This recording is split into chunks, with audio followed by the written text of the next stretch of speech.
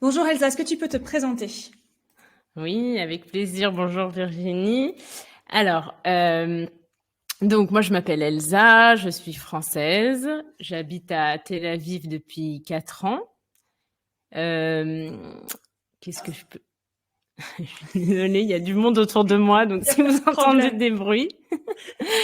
Qu'est-ce que je peux te dire d'autre? Oui, donc j'ai une chaîne YouTube qui s'appelle Piece of French sur laquelle j'enseigne le français pour les apprenants avec un niveau intermédiaire que j'ai ouvert environ en 2020, il me semble. Et voilà, et j'ai étudié dans une école de commerce. Euh, et donc à la base, j'étais pas du tout prof de français et j'ai un peu changé de voie. Pourquoi tu as décidé de changer de voie? Alors, c'est venu un peu par hasard. Mon copain est israélien et donc j'ai commencé à lui enseigner le français et j'ai beaucoup aimé ça et donc j'ai commencé à enseigner à d'autres gens en ligne. Et puis j'ai ouvert ma chaîne YouTube parce que en enseignant à mon copain, j'ai vu qu'il y avait des gens qui faisaient déjà ça, par exemple Hugo, et ça m'a donné envie d'essayer. Je trouvais ça super cool le concept et j'adorais regarder des vidéos sur YouTube. Et le métier de YouTubeur me faisait un peu rêver aussi, je dois dire. Donc c'est pour ça que je me suis lancée, sachant que je pense que j'ai pas non plus complètement changé de voie parce que dans mon métier, il y a quand même tout un aspect business que les étudiants voient pas, mais qui est quand même existant. Donc je pense pas, j'ai pas complètement changé de métier non plus, je pense. C'était quoi ta profession avant de te lancer complètement Mhm. en tant que prof de français?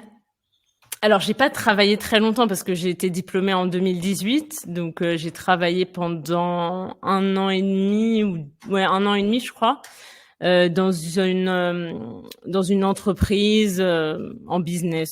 J'ai aidé un business angel à lancer et à accompagner des startups.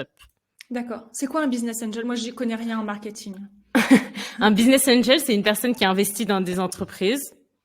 Mais c'est une personne, c'est pas un fonds d'investissement, c'est une personne individuelle qui investit son argent dans des D'accord. entreprises et en général qui va aussi les conseiller et les aider à se développer. D'accord. En parlant donc d'être professeur en ligne, quels sont les avantages et les inconvénients de la profession? Mhm.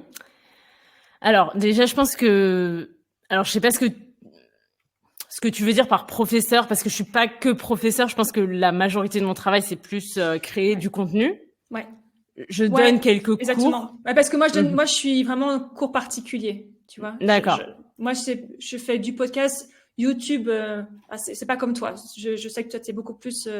Moi, je suis plus de podcasts et de cours particuliers. D'accord. Donc, effectivement, c'est vrai que toi, c'est plutôt du contenu que tu offres. Ouais. Ouais, je donne quelques cours particuliers, mais D'accord. c'est vraiment pas le cœur de mon travail. J'en donnais beaucoup plus avant et petit à petit, j'en donne un peu moins. D'accord. Mais aujourd'hui, ouais, mon travail c'est plus la création de contenu, donc ça va être euh, les vidéos principalement et les avantages du coup plutôt de la création de contenu, je dirais. C'est pour moi le grand avantage, c'est la liberté que ça me Mhm. donne Ouais. de vraiment travailler quand je veux, où je veux, de prendre mes vacances quand je veux. Là, par exemple, je suis chez mes parents en ce moment en France, je peux travailler. J'ai eu besoin de demander à personne. Je vais partir aussi au Portugal pendant 1 mois après. Enfin, cette liberté que ça me donne, pour moi, ça, c'est la meilleure chose. Mhm. Après, les inconvénients, je dirais que c'est peut-être plus le côté un peu psychologique associé à la création de contenu, avec toutes les analytics que tu vois, tu sais, derrière, enfin, quand tu es dans ton YouTube studio et qu'on t'as un peu une pression que tu te mets à toi-même de toujours vouloir mieux faire et faire plus de vues et faire plus de likes et de mettre aussi un peu ta Ouais, valeur dans ces c'est vrai. choses. Donc, Ouais. je dirais que c'est un peu la chose que j'aime le moins et sur lesquelles j'essaye de me détacher un peu et de faire juste comme je le veux et comme j'aime Ouais.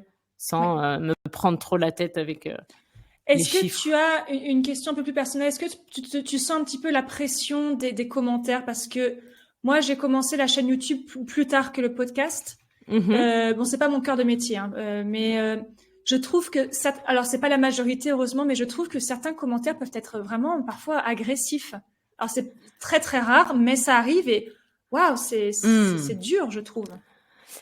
Alors, j'avoue que je sais pas si tu l'as fait, mais tu peux bloquer des mots sur. Ah, tu peux bloquer. Je savais pas qu'on pouvait bloquer. D'accord. Tu peux bloquer certains mots que tu sais que en général, ça va être des mots. Par exemple, je te donne un exemple. Par exemple, je me souviens à un moment, il y avait pas mal de polémiques autour de la France et euh, tu sais, ils voulaient faire je me souviens plus du mot, un blocus Ouais. sur la France à cause tu sais, de Charlie Hebdo, du Prophète, enfin toutes ces histoires.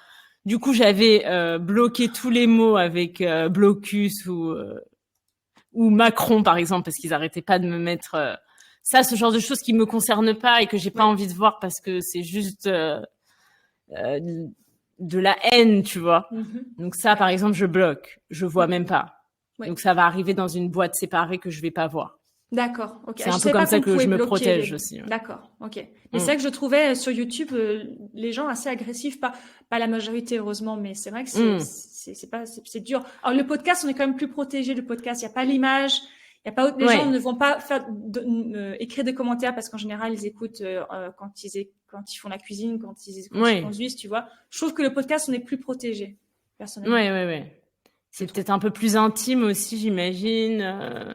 Je sais pas. C'est vrai que YouTube, tu t'exposes vraiment, tu montres ta vie, tu montres un peu ton chez toi, ta maison. Ça a été difficile dans ton choix. Enfin, c'est un choix de le faire. Ça a été difficile de faire ce choix.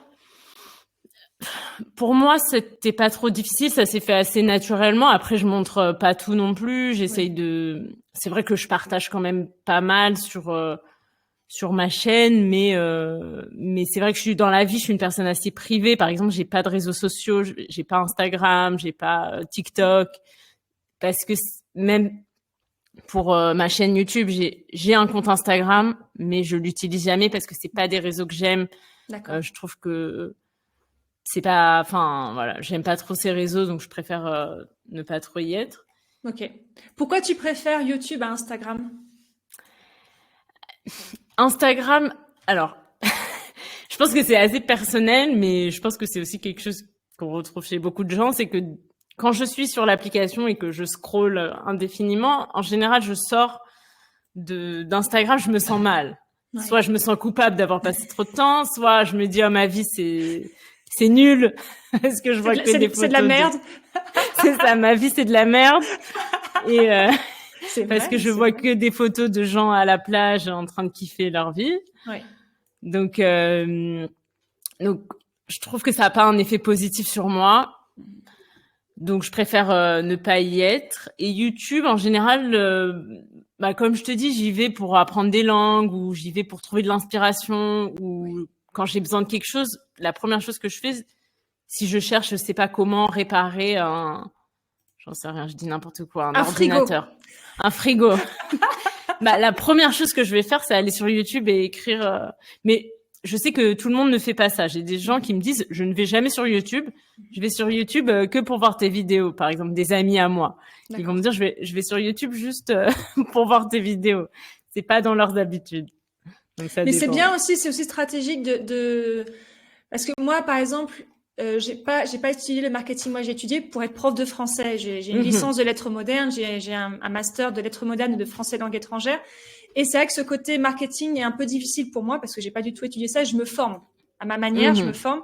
Et il disait que c'est quand même mieux de choisir un seul canal, soit YouTube, soit Instagram, soit LinkedIn, ou soit TikTok, mais vraiment se concentrer sur. Moi, je fais un peu les deux, Instagram, YouTube. Mais je suis pas à 100% sur Instagram, mais je suis pas non plus à 100% sur YouTube. Donc, c'est un petit peu, je suis plus podcast. Moi, j'ai vraiment, plus mais podcast, je pense que c'est bien, en effet, Donc, en tout cas, au début, de choisir un canal et de se concentrer là-dessus et d'apprendre l'algorithme aussi, de comprendre comment il fonctionne et ce qui marche. Et ensuite, éventuellement, de se diversifier. Mais faire tout en même temps, franchement, c'est difficile. On n'a pas le temps. Et créer du contenu, ça prend énormément de temps. Mon Dieu, je pensais pas quand je me suis lancée, quand j'ai fait la première vidéo YouTube, je ne pensais pas que ça allait prendre. Ça te prend combien de temps une vidéo, de monter une vidéo? Déjà, il y a tout la préparation de la vidéo, filmer la vidéo, le montage. Je dirais que c'est entre Ça dépend du type de vidéo, mais peut-être ça peut être 3-4 heures, je sais pas, au moins. Ouais. Je pense. Et ensuite, les sous-titres aussi, ça prend beaucoup de Sous-titres, ça temps. prend beaucoup de temps. Oui. Toute la miniature aussi, la petite image qu'on met, le titre. Enfin, les gens ne se rendent pas compte. Les gens ne se rendent pas compte. Les gens ne se rendent pas compte du temps que ça prend, vraiment. Ouais. Où en es-tu dans ton apprentissage de l'hébreu? Alors, l'hébreu, je dirais aujourd'hui que je le parle couramment. Ça fait, comme je te disais, ça fait 4 ans que j'habite en Israël. Et avant de déménager, j'avais fait une année sabbatique que j'avais passée en Israël, où j'avais fait un cours intensif d'hébreu pendant 5 mois. Et depuis, je continue d'apprendre et d'apprendre. Et aujourd'hui, je dirais que je parle couramment, c'est-à-dire que je lis en hébreu, je regarde des séries, je regarde des films, je peux être entourée d'Israéliens et tout comprendre. Oui. Donc, ouais. C'est une langue difficile? Alors, je dirais que ce qui est difficile, c'est surtout la lecture. Ouais. Comme c'est un alphabet différent. Et qu'il n'y a pas de voyelles. Parce que, c'est-à-dire que quand tu apprends à lire, il y a des voyelles, c'est des petits points. Je pense en arabe, c'est pareil. Ouais, il y a en des arabe, petits les points. petits points. Et après, on enlève les points. D'accord. Donc, si tu connais pas le mot, tu peux pas le lire. C'est ça la grande difficulté. Et pendant longtemps, tu as un peu l'impression de déchiffrer plus que de lire. C'est laborieux. Ouais. Ça, c'est la grande difficulté. Après, au niveau de la grammaire, c'est beaucoup plus facile que le français. Il y a 3 temps. Ouais. Donc ça, c'est beaucoup plus facile. Mais je dirais pas que c'est une langue facile. Je sais, ça dépend, voilà, des langues que tu connais. Par exemple, si tu parles arabe, je pense que ce sera beaucoup plus facile d'apprendre l'hébreu. Ouais. Ça dépend. Mais voilà, c'est moins difficile que le chinois, je dirais. D'accord. Tu aurais quel niveau en chinois, en mandarin? Ah non, j'ai niveau 0. J'ai tout oublié. À l'époque, j'ai fait 6 mois de cours intensifs. D'accord. Et j'avais un niveau. Alors, c'est une échelle différente. C'est pas le A1, A2. Ça s'appelle HSK. Ça s'appelait l'examen et j'avais le niveau 3. Un truc comme ça. Ok, donc ça correspond au niveau A1, A2. Ouais, quelque chose comme ça. J'avais fini le cours A1, A1, A2. Je peux pas te dire exactement, mais quelque chose comme ça. Tu avais commencé à apprendre le mandarin pour le plaisir ou pour tes études? C'était pendant mes études. J'ai fait un échange universitaire en Chine qui était centré autour de l'apprentissage du chinois. Auparavant, j'avais jamais appris de chinois. Je m'étais pas forcément intéressée. C'est une opportunité qui s'est présentée. J'adore apprendre des langues. J'ai toujours adoré ça. Et donc, je me suis dit, c'est une super opportunité plutôt que de faire des cours un peu bullshit, je sais pas, ce qu'on fait souvent en échange universitaire. Je me suis dit, je vais saisir cette opportunité d'apprendre une langue pendant 6 mois. C'est ça. Et tu parles aussi l'espagnol? Ouais, l'espagnol, je l'ai appris à l'école pendant longtemps.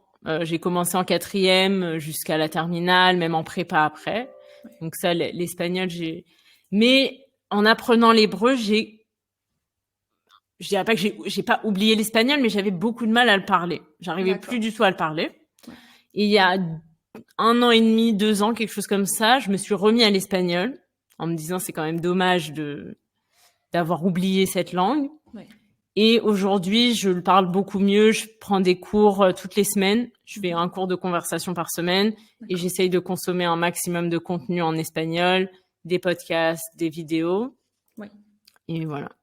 Moi, je suis bilingue en espagnol, mais parce que j'habite au Mexique depuis longtemps. Et c'est vrai que moi, je suis vraiment le contraire de mes élèves qui prennent des cours particuliers. Moi, j'apprends une langue quand je vis dans le pays. J'ai habité en Angleterre, j'habitais en Inde. J'habitais aux États-Unis. Donc c'est grâce à ça que je peux bien parler. Mais ça que si je dois m'asseoir et apprendre seule ou en cours particulier, je sais que je serais une très mauvaise élève, tu vois. Ah oui. Alors, tu vois, j'engueule. Je dis à mes élèves, faites vos devoirs, etc. Mais je sais que je serais tu le ferais pas. J'aimerais beaucoup apprendre. Je suis pas un bon exemple. J'aimerais bien apprendre l'italien. T'es pas un bon exemple. Pas du tout. J'aimerais bien apprendre l'italien. J'adorerais apprendre l'italien, mais je dois m'y mettre. Je dois m'y mettre, mais je le fais pas, tu vois. Mais si j'habitais en Italie, ce serait super facile. Oui, mais c'est pas évident, en effet, de se motiver quand, justement, t'as aucune occasion de parler dans ton quotidien. C'est ça. Mais justement, moi, d'avoir cette conversation par semaine, une fois par semaine, c'est ce qui me motive à continuer et à pratiquer, parce que sinon, je ferais rien du tout. Et justement, même à chaque fois, je me dis, avant cette conversation, j'ai la flemme et je me dis, oh non, pourquoi je fais ça? Et après la conversation, je me sens hyper motivée, j'ai envie de faire plein de choses et j'écoute des podcasts. Et donc, justement, c'est un cours particulier, un cours de groupe? C'est un cours particulier. Ouais. C'est beaucoup plus facile pour parler, t'as plus le temps, t'as plus d'espace. Ouais. Je prends 45 minutes. Ouais. Moi, ça me suffit. 1 heure, c'est un peu long pour moi. D'accord. 45 minutes, je trouve ça parfait. 1 fois par semaine. Et t'as quel niveau maintenant en espagnol? Alors, je sais pas du tout. Moi, je suis pas très niveau. D'accord. Et moi, je suis plutôt, parce que comme prof. Ouais, comme j'ai pas appris, tu vois, je sais pas. Même on me demande souvent des conseils pour passer les examens d'ELF. Et je sais pas. Je suis pas la personne à qui demander. Mais je l'ai étudié à l'école assez poussé. Oui. Je pense. Donc, je connais la grammaire, mais franchement, je sais pas te dire. Je comprends très bien. D'accord. Je comprends vraiment très bien. Après, parler, c'est autre chose. Ouais, parler, l'expression orale, c'est toujours le plus difficile. Ça, c'est clair. On revient donc à ta vie en Israël. Est-ce qu'il y a de grandes différences culturelles entre ton copain et toi? Est-ce il faudrait que je lui demande, il est à côté de moi. Il peut venir s'il veut. Pour en parler. Il peut venir. Est-ce qu'il y a des grandes différences culturelles entre nous? Alors, je pense que oui, forcément, il y en a. Peut-être dans la manière de... Je sais... C'est-à-dire qu'en Israël, il y a moins de distance entre les gens. Les gens sont beaucoup plus... je sais pas si c'est chaleureux, mais on va dire il y a moins de politesse aussi. D'accord. C'est plus, par exemple, tout de suite, les gens, ils vont s'appeler mon frère. D'accord. C'est un truc. Mais il y a des gens que tu connais pas. Et entre filles, vous dites ma sœur? Ouais, mais des gens que tu connais pas dans la rue, tu vas leur dire mon frère. Tu vois? C'est une manière de s'adresser aux gens. Quelque chose qu'en France, ça peut, en général, quand c'est fait, c'est pas vu comme quelque chose de très poli, tu vois. Ouais. Tu peux le trouver en France, mais c'est pas très poli. Donc, ce genre de choses. Donc, c'est vrai que, par exemple, lui, il peut, je sais pas trop comment expliquer, mais moi, par exemple, lui, il peut aller chez les voisins sans demander la permission, tu vois, parce qu'on connaît bien nos voisins. Il va aller, alors que moi, en tant que Français, je me dis, faut d'abord qu'on m'invite avant que je vienne. Tu veux dire, il va à l'improviste, il va toquer. Ouais, aller un peu à l'improviste, les uns chez les autres, comme ça. Alors que moi, je suis plus en retrait, comme ça, j'attends qu'on m'invite. En France, tu viens pas à l'improviste. Ouais. Tu vas pas à l'improviste chez les gens. Non. Donc, il y a ce genre de choses, tu vois, un peu peut-être de distance avec les gens. Parce que moi, mon mari est mexicain et notre langue de couple, c'est l'espagnol. Et c'est vrai que quand on s'engueule, quand on a des disputes, même si je pense que je parle bien espagnol, il y aura quand même un décalage dans ma manière de parler, dans l'intonation, dans un mot que je considère qui n'est pas forcément agressif, mais lui va dire ah là là, tu t'exagères, tu dépasses les bornes, etc. Est-ce que toi tu ressens ça quand vous parlez ensemble? C'est vrai que donc on parle en hébreu ensemble. Il apprend le français, il parle plutôt bien français, donc petit à petit, je peux aussi m'exprimer en français, mais c'est vrai qu'en hébreu, je me sens limitée, notamment dans ce genre de discussion où t'as parfois du mal à exprimer ce que tu veux dire vraiment, ou par exemple aussi, moi, c'est quand je veux raconter une anecdote ou une blague, tu vois. Je trouve que j'ai du mal à raconter l'anecdote en hébreu et tu sais, la chute, elle est toujours un peu nulle, tu vois. Je sais pas si c'est quelque chose qui t'arrive aussi, si t'as remarqué ça. Ouais, peut-être. Après, je fais pas beaucoup de blagues en espagnol, peut-être, donc parce que si l'humour mexicain et l'humour français est très différent. Ça, c'était quelque chose qui était très difficile pour moi au début. J'ai dit mais c'est nul vos blagues. Maintenant, je comprends l'humour mexicain et j'aime bien. Mais au début, j'ai dit mais c'est quoi ça? Enfin, ils font beaucoup de blagues avec des jeux de mots. Et bien sûr, quand ça, c'est encore compliqué pour moi, les jeux de mots en espagnol au Mexique, parce que c'est très mexicain. c'est un petit peu compliqué. Je sais pas si toi, tu comprends bien l'humour en hébreu. Je dirais que oui, ça va, mais en fait l'humour c'est vraiment des références culturelles derrière souvent. C'est pas les mots en tant que tels, c'est la référence derrière. Donc parfois bien sûr je n'ai pas la référence. Donc à ce moment-là, il va m'expliquer, mais c'est ça que j'adore, c'est que justement par exemple quand on va regarder une série en hébreu ensemble, on s'arrête, il m'explique la référence, si je l'ai raté, et ça j'adore. D'accord. Et ton copain, il a un bon niveau? Enfin, vous avez le même niveau en français et en hébreu? Non. Non, quand même, moi j'habite en Israël, donc je parle... Non, il a un niveau B1, B2, je pense, en français. Oui, j'avais vu une vidéo, il parle bien. Il parle super bien. Ouais. Ah, là, on est en train de filmer une nouvelle vidéo où d'accord. au défi. Ah, ok, je regarderai. En parlant d'Israël, qu'est-ce que tu aimes beaucoup d'Israël et qu'est-ce que tu aimes moins? Alors, ce que j'aime justement, c'est cette chaleurosité entre les gens, le fait qu'il y ait une certaine proximité. J'aime aussi la météo, le fait qu'il fasse très beau, que j'ai la plage à côté de chez moi, à 10 minutes en voiture, que c'est un petit pays avec une grande variété de paysages. Donc, ce qui fait que tu prends 2 heures ta voiture, t'es dans le désert, 2 heures t'es dans le nord, tu vas à la mer Morte, tu vois, tu as vraiment une grande variété de paysages et tu peux voyager très facilement. Et donc, on se fait souvent des excursions comme ça, où on va camper sur la plage, tu vois, des trucs que je faisais pas en France. Ouais. Donc ça, j'adore vraiment ce côté peut-être un peu plus proche de la nature. Je pense que c'est moi spécifiquement, je dis pas que c'est les Israéliens par rapport aux Français, mais je pense que moi, dans mon mode de vie en Israël, je suis beaucoup plus proche de la nature que quand j'habitais en France. Donc ça, c'est quelque chose que j'adore. Ce que j'aime moins, c'est vrai que la vie est très chère. D'accord. La vie est chère. C'est aussi cher qu'en France? Oui, c'est plus cher qu'en France. C'est vrai. Ouais, Qu'est-ce qui est cher? La nourriture? La nourriture, tu vas faire tes courses. Alors j'avais lu un article qui disait que les prix étaient 100% plus chers qu'en Europe. Vraiment, c'est parce que c'est un peu comme une île en fait. C'est un peu comme une économie d'île, ce qui fait que les choses sont plus chères. Et qu'il y a aussi, par exemple, les logements sont aussi très chers. Les loyers sont très chers. C'est pareil. C'est des loyers parisiens. À Tel Aviv. Je pensais pas du tout. Après, peut-être à l'extérieur de Tel Aviv, ce serait peut-être moins cher. C'est un peu moins cher, mais ça reste très cher. Et c'est presque impossible d'acheter un appartement, une maison. Enfin, c'est très cher. D'accord. Et est-ce que ça, ce serait un frein pour toi, plus tard, pour rester en Israël ou non? On se pose la question en effet parce qu'on aimerait quand même acheter une maison un jour et vivre, même avoir une maison avec un jardin aujourd'hui, c'est presque impossible à acheter parce que la croissance démographique est très forte. Ouais. Et donc il y a beaucoup de monde et pas assez de place. Donc ils construisent en hauteur. Donc aujourd'hui, ça devient difficile d'acheter. Et après, je veux pas non plus trop m'éloigner de Tel Aviv parce que c'est la capitale et quand mes parents viennent nous rendre visite, c'est plus simple. Donc, si on veut rester en Israël, je sais pas comment et où. mais oui, en effet, on se demande est-ce qu'on va pouvoir rester là-bas. Ouais.